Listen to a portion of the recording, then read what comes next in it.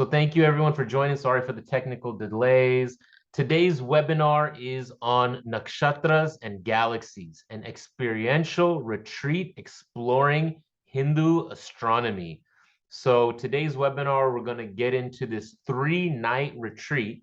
It's being offered by the first time. It's going to be led by Dr. Raj Vedam. He's an expert in both modern science and ancient Indian knowledge systems. He's taught several courses at HOA. I'm going to give him an introduction shortly. And in this webinar, we'll delve into the details of this upcoming astronomy retreat where modern technology meets ancient knowledge.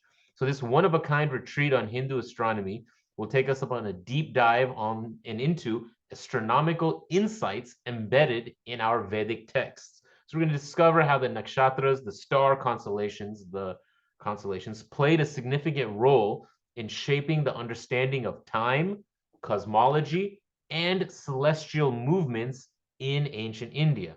So through this engaging retreat, participants will gain an appreciation for how ancient Indian astronomical principles align with modern day science. We're going to offer fresh perspectives on both history and astronomy. This is going to be a great opportunity to connect to India's rich intellectual heritage under the night sky. And the retreat is going to be at our campus in Pine Lake, in Florida. So that's going to be an exciting upcoming event that we're going to get into the details of. And we've got Dr. Vedam joining us. We ask you to unmute and let us know where you're joining from, and hopefully this will work out. All right. Hopefully this is working now. Can you hear me, see me, blah, blah, blah, those things? Yes, okay? We can hear and see you. Okay, good. I am on a very small format computer here because my main travel computer refuses to connect on Zoom. God knows why. So I'll have to make do with a smaller computer where I'm going to squint over here. Give me just a minute and I share my screen.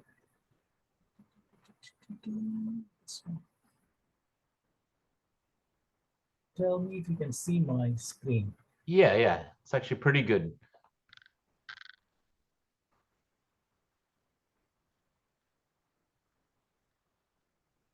Right. Yeah, looks good. Anytime ready, I can get started.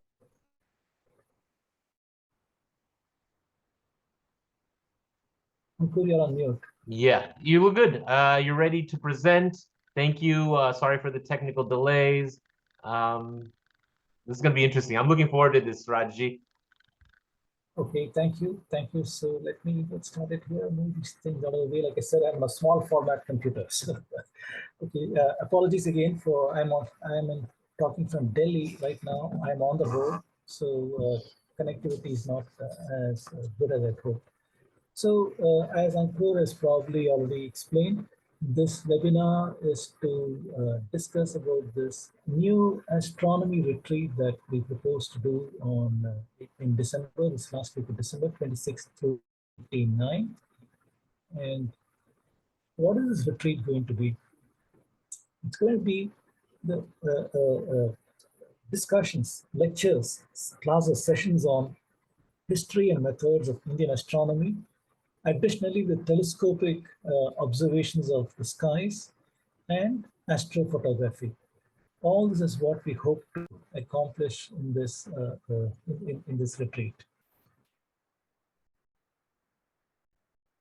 So, just to set the stage for the kind of things we're going to discuss, going to be things like celestial observations, and you might wonder, what did the Indians observe in the skies, and why do we have to, even bother with some of these things, understand some of these things? Well, we can see that to start with, I'm going to talk about evolution of astronomy, how from Jyotisha Shastra, during the people of Babylon, Greece, Mayans, Chinese, they all had these kind of things. The idea was to mark the passage of time and model the celestial objects, the movements. This is what Jyotisha Shastra dealt with. Eventually, after the telescope was invented and Galileo had made observations through the telescope, then this field that we call astronomy has come about. So Having done that, most of the classical methods were positioned as astrology and discredited as a science, not considered as a science anymore. Today, the modern name for astrology is astral sciences. This is what we refer to for predictive, especially in publications and so on. And what we call modern astronomy has got to do with trying to understand cosmology, origins of universe, astrometry, positions of stars, planets, planetary science, comets, asteroids, exoplanets, or it could be with stellar astronomy, things like life cycle of stars, or galactic astronomy, galaxy formation, structures, astrophysics, physics of the universe, astrobiology, exploring life elsewhere outside of our solar system also. And the tools that they use are telescopes, radio telescopes, space radiometry, and these are the kind of tools in modern astronomy. If we take a look at Jyotisha Shastra, what did it deal with, given that modern astronomy deals with these things? Well, we'll see that even in Jyotisha Shastra, we are dealing with cosmology, understanding the origins of the universe, understanding origins of life and how life came about. We also do earth studies, things like understanding seasons, ionums, and so on. We also do astrometry to locate the position of nakshatras and so on, a coordinate system. They do planetary studies, understanding the orbits of the planets, visible planets, and these kinds of things. Time studies through calendars, astral studies, predictive Jyotisha, as well as mathematics to model celestial movements and so on. And what tools did they use? Various yantras. Yantras are the instruments that they used. And so what we're seeing is the roots of our modern astronomy, the things that we do, have got antecedents in ancient works in the Jyotisha itself, cosmology here, there's cosmology here, planetary science, and all these kind of things. So we see that everything is connected. So we'll discuss a bit about these things in the astronomy retreat and try to understand this. And we'll see how Bharati astronomy itself evolved from observations encoded into stories. Very early on, this is the kind of astronomy observation with wisdom. And astronomy wisdom encoded into stories, metaphor or the other. This evolved over time. Eventually, we find that mathematics was used to model celestial body movement. Then in the 1400s, actually even earlier, from the year 400 or even earlier than that, we see very advanced mathematics and theories have been used for celestial body behavior and so on, going all the way to 1800, 1900 and so on. So we'll take a look at this historical growth and examine various things over here. And in today's seminar, I'll just quickly touch on some of these things also. For example, if we try to understand what is there in the ancient texts on astronomy, scattered in several Vedic texts, you see that these things are scattered. Brihadaranyaka Upanishad, for example, says Earth is suspended in space. So things of this nature. For example, there's a Rishi called Gargi, and she's challenging the Rishi called Yajnavalkya, asking, what is above heaven and below the earth? And he's saying that there's only unmanifested ether. Ether is a fancy word for space, basically. So it's pervaded by nothing but unmanifested ether, meaning that this is basically floating out there in space. And things like gravity, ancient texts even talk about that, where Yajnavalkya is saying, under the rule of this, he calls it immutable. Sun and moon are held in their positions. We know that, right? That's what the sun's gravitational attraction does. And heaven and earth maintain their positions. Earth is basically in this position. And time, muhurtas, days, nights, fortnight, seasons are all held in their respective places. We know the effect of time, the presence of gravity and such things. And rivers, some rivers flow eastward, some rivers flow westward in the direction, everything under the action of gravity. So things like this, there's amazing things to examine in ancient texts. I just give you two samples over here, and that shows the kind of that ancient Indians were contemplating. We will examine things like Atri's eclipse. And what does it mean? Why is Atri immortalized in the Rig Veda as having observed a solar eclipse when so many others would have seen a solar eclipse, right? So why is he alone pulled out over here? And we'll see that it's got something to do with the way Rishi Attri was able to understand the eclipse. He was able to understand the eclipse phenomena. He understood exactly what it is when we say something Rahu and something is Ketu. What exactly are those things in relation to the orbital geometry of the sun and the moon, for example? And he probably had some kind of a yantra, because that is a clue that we get in the Rig Vedic verse itself. Through some kind of a quadrant kind of device, he is able to measure the angles of sun and moon and predict when an eclipse will happen. These are the kind of things that we will also discuss in this retreat. Very, very interesting things. And among the things Indians observe is things like precession, the 25,700-year cycle, where today the Earth, the axis of rotation, is pointing to the star called Polaris. But then about 5,000 years ago, it was pointing at a star called Thuban. That was a pole star. And eventually it'll point to Vega or Abhijit. So this is the kind of thing the Earth is doing over time. And we'll see how Surya Siddhanta, for example, talks about the same phenomena and what we can infer out of that computation. We'll talk about things like transits and how ancient Indians had observed Mercury and Venus going across the face of the sun from our perspective, about conjunctions. We'll talk about, for example, Mars and Moon. There's a conjunction on December 7th, 2022. I took this photo at that time. This is the moon, and take a look at this tiny guy over here. This is Mars, red colored Mars. So these kind of conjunctions are things that Indians have observed, and we discuss these kinds of things. Indians also observe lunar occultation, where the moon seems to cover a nakshatra. In this case, it's covering Kritika on January 9, 2006. And we will discuss this and how this is observed in stories. Chandra loving Rohini more than his other wives. We talk about things like that. And Indians observed comets. Comets are called Dhomaketu. And there are many references to comets in ancient India. And we're seeing in all of these works, including in some works, we discussed that in the retreat, where there's a listing of comets, including the periodicity, how a comet looks like, what kind of tail it has, one tail, two tails, curved tail, straight tail, all these kind of configurations are noted by Indians, saying how many such things have been accumulated. It's not as if a comet appears every month. Right now, we have a comet appearing at sunset. You go out at sunset, you can see a comet in the western skies. But this is a rare phenomenon. It comes aperiodically and pretty rare. For the Indians to have accumulated more hundreds of comets, you can imagine what a kind of long timeline of observation must have been involved. We talk about these kinds of things. Then we will also observe Andromeda galaxy, and we'll ask the question, did Indians observe the Andromeda galaxy? And I'll try to answer the question for you in a satisfactory manner and show the clues why we think Indians had observed the Andromeda galaxy.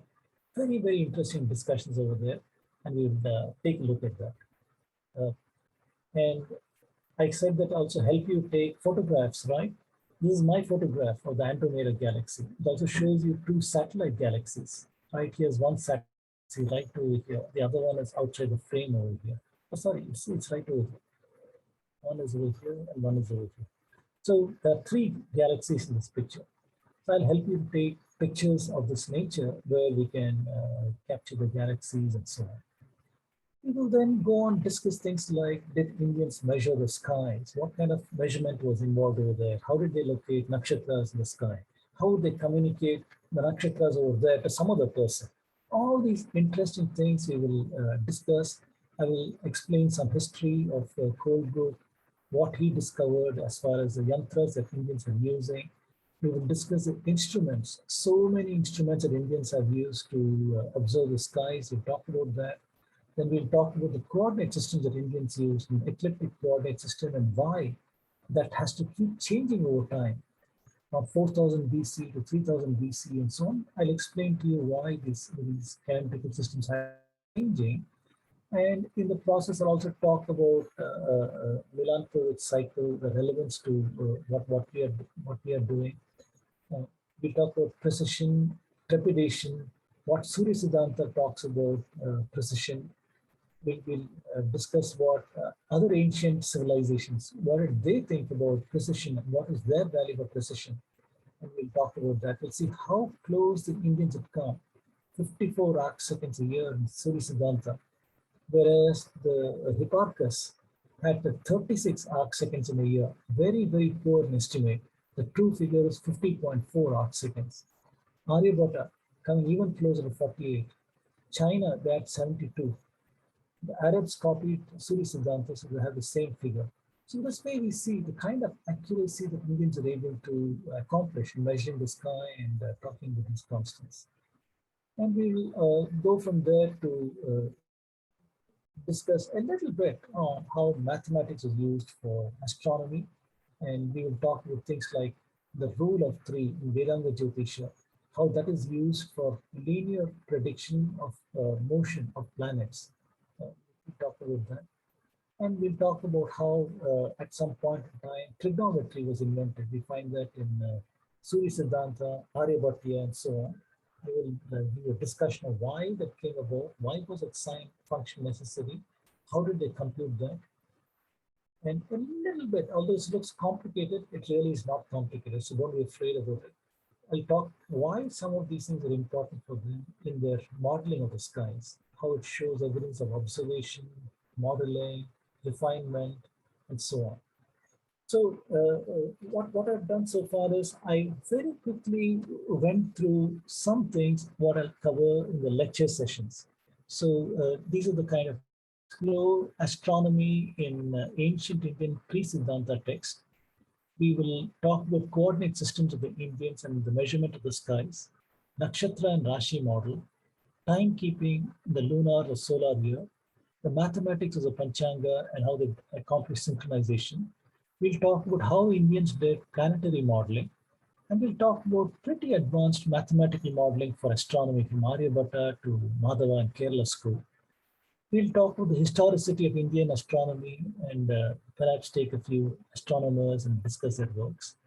And if there is time, we'll also talk about Western claims on Indian astronomy and how Indian astronomy impacted the world. So a lot of matter is over here. And my hope is that we'll cover some portions of this in this retreat. So the retreat is designed in such a way that in the morning hours, we'll basically be free. And maybe in the afternoon hours, we will take a 1 hour, 2 hour, 4 hour, whatever is people feel like. We'll take lectures of that nature where we'll cover all this theory. Then after dinner, we will go out and look at the skies using telescopes. So in this course, not only will I be discussing the theory of Indian astronomy, the methods and historicity, we will also, I'll teach you how to use planetarium software. So you learn how to use planetarium software to figure out dates in Indian astronomy. If somebody tells you a phenomena happened in this at some period of time, you can use a planetarium software to simulate that and say what exactly is this and when something happened. And clearly, we'll also observe with telescopes and binoculars. Several bodies are there. Things like Mrigashesha will be nice and bright in the sky. Rohini will be bright in the sky. Kritika will be nice in the sky. Ardhra Nakshatra will be bright in the sky. We'll take a look at all of these things. We'll see the Orion Nebula. We'll see the Andromeda. We'll see the Cigar Galaxy, and we'll see M81 and 82. Both of them will take a look at that. Many other objects are there. So we'll have about 3 nights of observation where we can take turns and take a look at various objects and maybe take photographs also. I'll help you take photographs of some of them. So just to give some idea of the kind of place we're talking about, anybody can be a backyard astronomer, right? All it requires is you buy a telescope, take it to your backyard and see it. But then most of us, because we have professional jobs, we live in the urban areas. If you're in an urban location, this map gives you an idea. This is Orlando. And what it is showing you is how polluted it is. So this is, if it is very bright, this is the kind of image. So this is the very bright light pollution at night. And this is less polluted, but still on the scale, it is pretty bad. Then it goes to this level, which is over here, some color somewhere over here. Then eventually going Groveland, here is where the HUA campus is in Groveland, a pretty rural location. So by the time we come here, we are seeing skies somewhere, I don't know in the sky scale where it falls, but it's talking about the light pollution, how much you can expect in a place like this. So it's very much less compared to heartland of Orlando. It is a lot better in the skies. What it tells us is that you'll see more objects in the sky. For example, if today you're in a pretty urban location, it's already night, well, it's nighttime here, daytime in USA, but at nighttime, you go out and see how many stars you can see in the sky. And the chances are you won't see many because of the kind of pollution you have. But if you are in the rural areas, you probably might see a lot of stars. You might wonder what kind of pollution I'm talking about, right? This is light pollution. And you again wonder, I'll switch off a few lights in my backyard, it should be fine. That is not going to help because all around you people have got lights, and these lights, although they are shining on the roof or the outside on the garage and things like that, it also lights up stray dust particles and stray molecules in the air and things of this nature. When that happens, you have a light haze, and this is what is preventing you from seeing the sky. So this kind of a map is very important for us to understand how polluted it is. Then we can also see in a scale that dark sky enthusiasts use to see the sky brightness. I have zoomed in into the HUA campus. This is precisely the HUA campus, a road leading into it. So the other one was in a much larger scale, right, from Orlando to Groveland. But here I've gone down. This is the actual campus with the different buildings here and so on. So this is classified as a cloud bottle sky. This is basically coming pretty close to a dark sky location, a true dark sky location. And to give an idea what this bottle scale means, here is an idea. This 8, 9 means you are the inner city. Typically, if you're in Orlando, if you're in New York, if you're in San Francisco and places like that, these are the kind of skies you have where you can't see anything. As you can see, nothing is visible over here. Then if you go to the suburbs, into the city or the suburb, it is a little better. You might see tiny hints of stars and things of that nature. But if you're in the bright suburban sky and suburban sky itself, you start seeing more stars in the sky. We are in bottle scale 4, which is suburban rural transition, right over here. This is the kind of sky that we can expect, where you can actually see Milky Way, even with a naked eye. You should be able to see things of this nature if you're lucky. As you go here, you can barely see what is going on. And most of us probably live in suburban transition or in cities where you simply can't see the Milky Way at all at night. But in the location where we are, I expect that we'll see. By December, the Milky Way arm will be close to, let me think for a minute. Um, we may not see the Milky Way arm because right now it is very visible in the sky. By November, it might be setting. I don't know. I'll have to check up and see whether we'll be able to see it. But anyway, this gives you a hint. From here, you can count to here from 9, 8, 7, 6, 5, 4. This is a number of orders of magnitude better. What this is telling us is that we'll have a superior sky watching experience given these kind of skies in Groveland. Well, what can ruin the party is that if it is very cold, right? Well, it's December, so you should be prepared for some cold. And I expect we're looking at the average over the past years. You should expect that night temperatures will be about 50 degrees around around December 31st, is around 50 degrees Fahrenheit. So in other words, bundle up because if you're outside for 1 hour, 2 hours, and so on, if you're not warm enough, you'll probably feel the cold. So get some nice warm clothes and such things. And the other thing that can mess things up is a cloud cover. If there's too many clouds, yeah, it spoils the viewing experience. So once again, looking at this, it appears that in December, end of December over here, there's only a low chance at cloud cover. So we probably are going to have mostly 60% chance of clear skies. That's what we can expect. The other one is, can we expect rain? Well, there's about a 17% chance that it might rain in this time frame, but it is mostly low. So why am I saying these things? Because we can plan all the things that we like, but sometimes things can get ruined if there is cloud cover or rain. So I've done the diligence trying to see whether historically how has it been in Groveland, and it looks okay. I think there's more chance it will get good skies over 3 day time, and if at all, maybe up to a 17% chance over here, 60% of clear skies. So I think the odds are looking pretty good that we'll have a nice retreat experience over here. So with that, I think we can come to the end of the what I wanted to say in this webinar. So any questions from anybody on the proposed retreat? I'll stop sharing over here.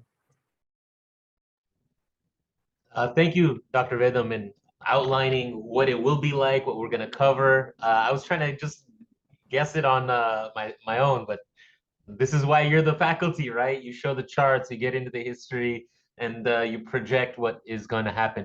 A lot of folks want to see your slides. I know we're a little hesitant on that. Let me drop a link to the registration page right there so you have access to it. You can see it.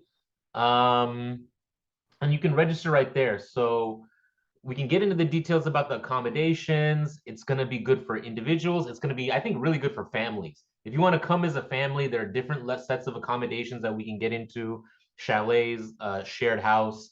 So there's going to be a lot of good opportunities for different kinds of people. Somebody's asking, do you need to have a background, Dharmeshji, in astronomy to attend this retreat? I don't think so, No, right? no, you don't need a background in astronomy at all.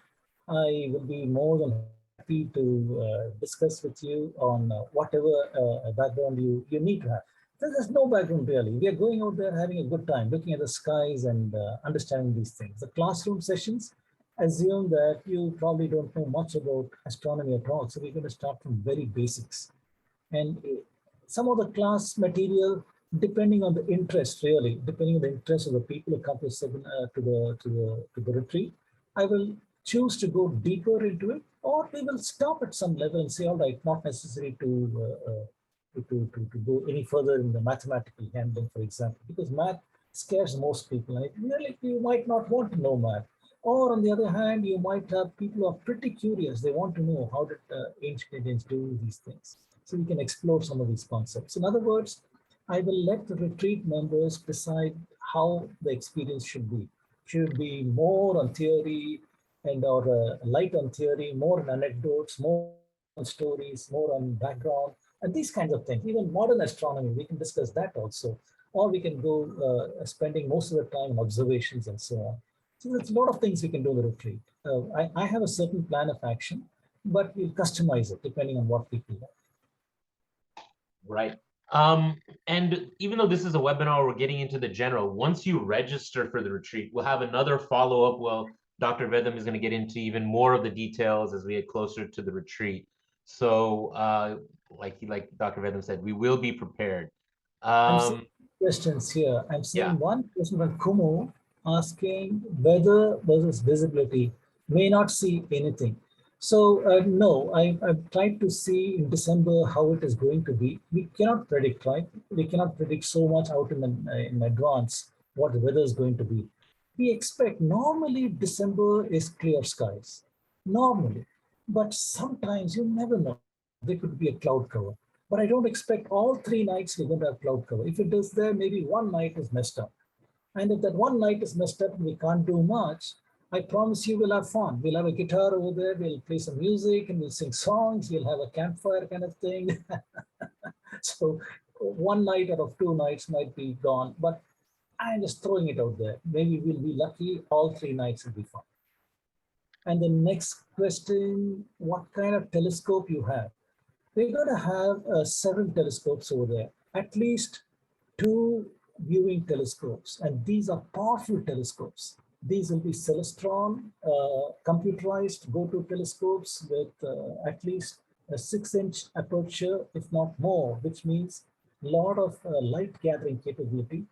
And these are pretty advanced machines, pretty advanced computers. So with these things, telescopes. With these, we should be able to locate and see all these objects fairly easily. We also have some smart telescopes using which we are going to have a lot of fun in terms of photographing the objects out there. So we do those things. Anshul says, I am from India. Can I attend online as well? Anshul, the retreat experience is meant to be in person, and I'm not sure on online you'll get that. In fact, I recommend you go to my course. I offer a course on Bharatiya astronomy, which is a lot geared towards an online learning experience. So my suggestion is perhaps that will be more suitable. This retreat may not be suitable for online experience. And I'm seeing we could have similar retreats in India. I'd love to do that, but I need some organization to take charge and do this. Right now, I'm in IIT Delhi. What you see behind me is IIT Delhi guest house where I am. So if places like that agree to buy the telescopes and organize these, maybe not in Delhi. Delhi is very polluted in terms of light. We have to go out somewhere with rural skies and see these things. So, who was asking, did they have a telescope in this knowledge documentation? How did they do it actually? That is the wonder. Who, that is the kind of things Repeat is going to answer for you. How did they do it? How did our ancestors do it when there's no telescopes? I'm going to tell you all about it. It's fascinating, utterly fascinating. So, in the daytime sessions, we will have these discussions and how these things are done. Yeah, on that front, you had the slide or a little about the different tools and materials and equipment that ancient Indian astronomers had. And I know you've done this across fields, right? In the medical field, how much ancient Indian technology there was in medicine and Ayurveda and so many other places. It's just field by field. And this astronomy one is particularly, I think, exciting for a lot of people. Yeah, I'll put the link to Dr. Vedam's online course. I don't think you're going to be offering it in January, but the next time you're offering it, maybe you can sign up Ankur Tyagi. That's a good name, by the way. And we'll have you plug into that course later. Families with toddlers. Yes, yes. I think this will be a good family retreat, especially if you can manage, if both parents are coming, then you can take care of your kids. It's a nice open space. Let me share some, in a second, I'll share some photos of the actual Pine Lake retreat space. Any other questions you want to take, Dr. Vidam? I'm looking at the question and answer right now. I was looking at the chat window. So let's see. The first question, pause or share record after the webinar. I'm not sure about that, but a recording probably is going to be there. Amog, it looks like it's flooded. No, don't get scared by the graph. The graph is trying to show you how things are looking in the past. It's not going to be flooded. Families with toddlers encouraged.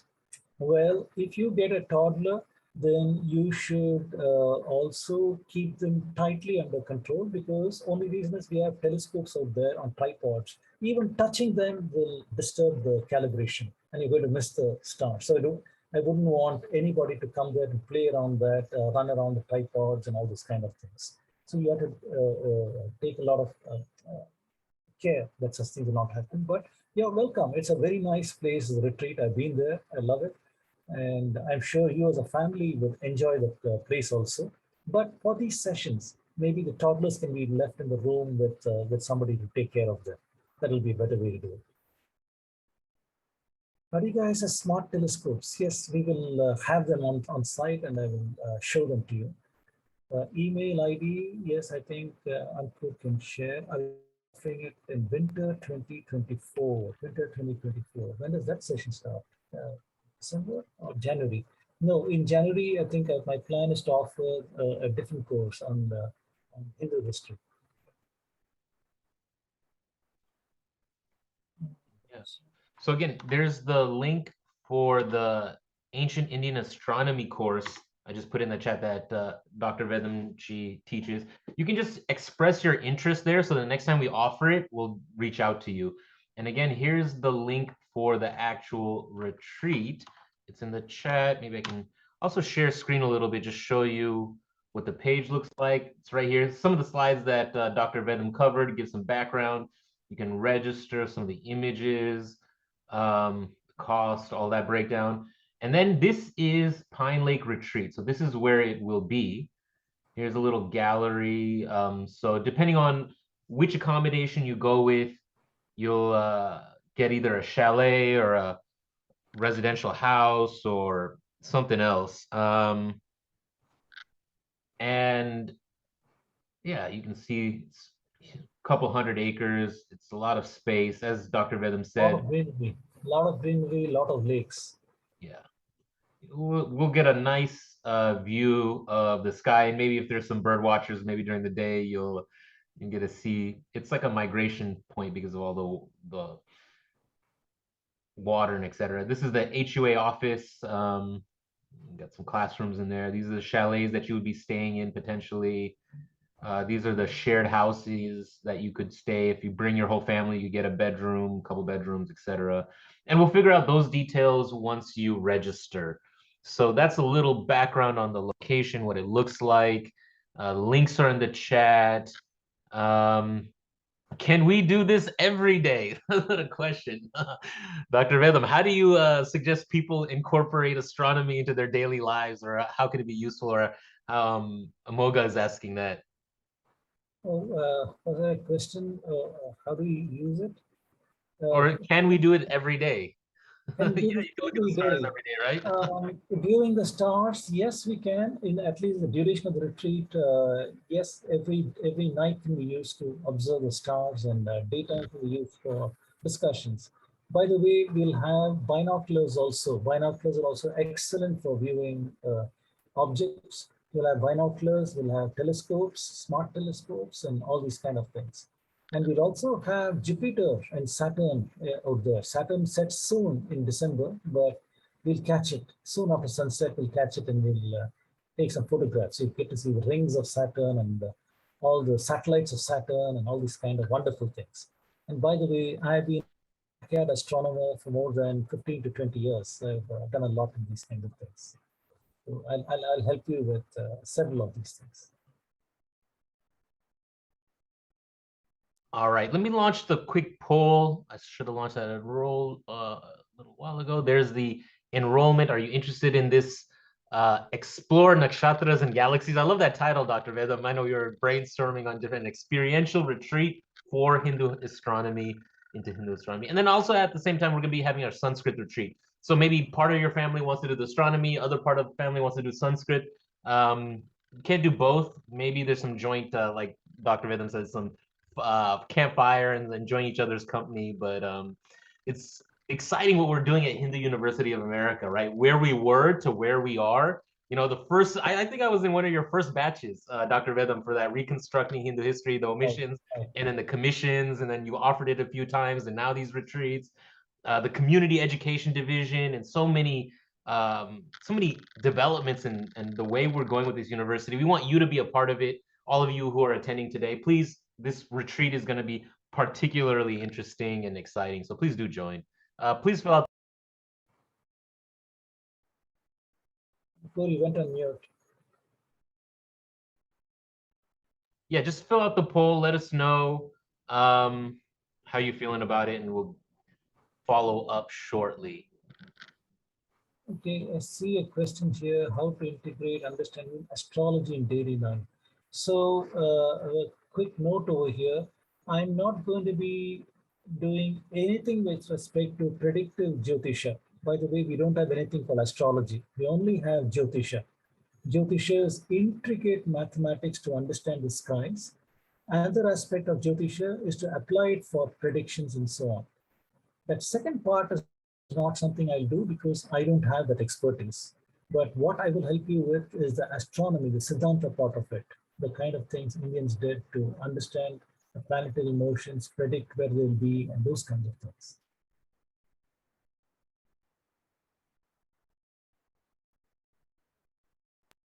Great.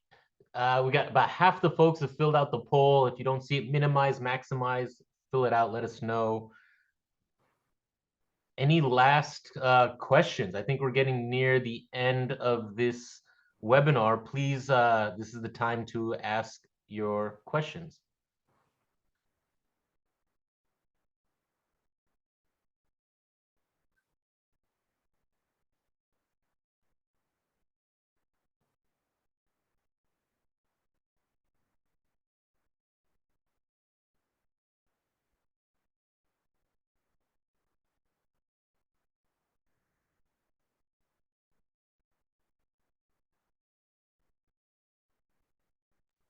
Okay. Are you going to assign any readings, any research or review before the retreat? Kartihiranji is asking. It's a good question. There's not any reading that you have to do prior to this. I can recommend some books that, if you like, you can do that. Maybe once people register, we'll send an email out with what can happen. It's not necessary. This is not going to be one of those, I'm going to examine what you know and read up for the exam and such things. It can help you to understand a little more price before you come, but rest assured, I'll help you with every process over there. If you have questions on what is a nakshatra, where it is, from those kind of basics to forward. That's the whole purpose of the retreat, because you have the entire 3 days with the instructor, right? So you can ask a question anytime, lunchtime, dinner time, tea time, and those kind of things. So this is a good learning experience. It's not our traditional classroom. When you come to HUA course, you're only there for the 2 hours in a week. At least my classes run for 2 hours each session. That's only time you get. But here you're getting unrestricted time. Well, not unrestricted. I need to sleep also, but you'll get time.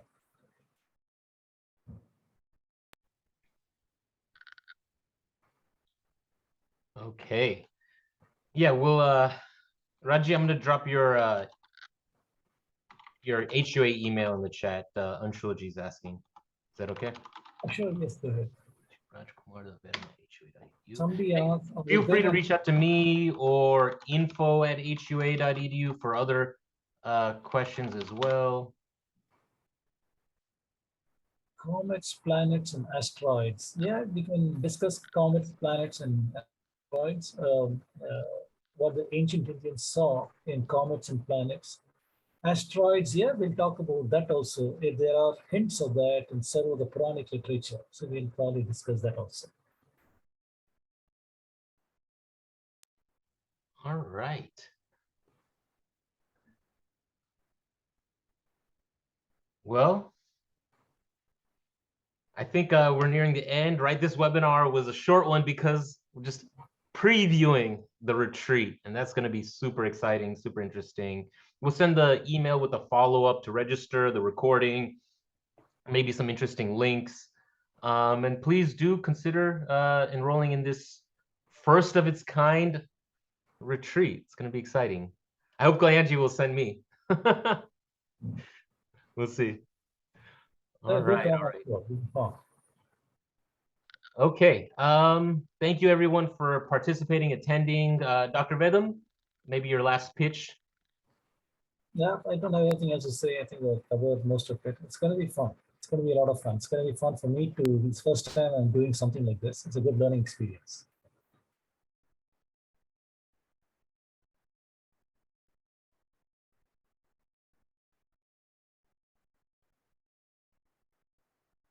Oh, you're on mute. Okay. Sounds good. Thank you so much. Dhanyawad, everyone. Enjoy the rest of your weekend. Bye.